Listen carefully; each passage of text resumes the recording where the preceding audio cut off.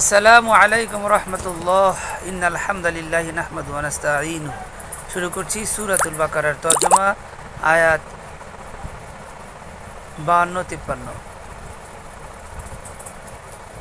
আউযু বিল্লাহি মিনাশ শাইতানির রাজীম। বিসমিল্লাহির রহমানির রহিম। ثم عفونا عنكم من بعد ذلك لعلكم تشكرون। তারপর আমি তোমাদেরকে এসবের পর ক্ষমা করেছি যাতে তোমরা শুকর আদায় করো। وَإِذْ آتَيْنَا مُوسَى الْكِتَابَ وَالْفُرْقَانَ لَعَلَّكُمْ تهتدون। আর যখন আমি মূসাকে দিয়েছিলাম কিতাব ও ফুরকান, যাতে তোমরা হিদায়াত প্রাপ্ত হও।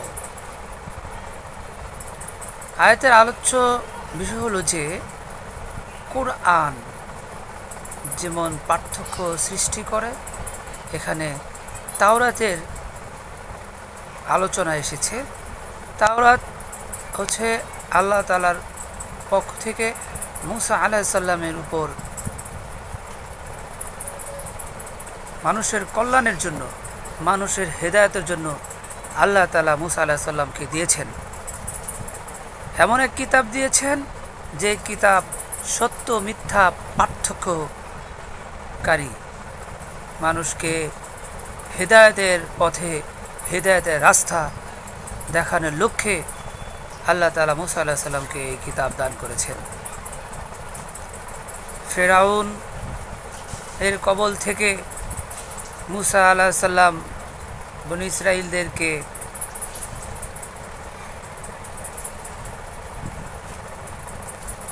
ফেরাউনের অত্যাচারের কবল থেকে রক্ষা করেছিলেন আল্লাহ তাআলা।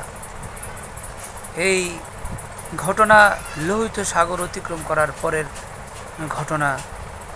সম্ভবত তাওরাত গ্রন্থেই সত্য মিথ্যা পার্থক্যের সমাধান আল্লাহ তাআলা উল্লেখ করে দিয়েছেন।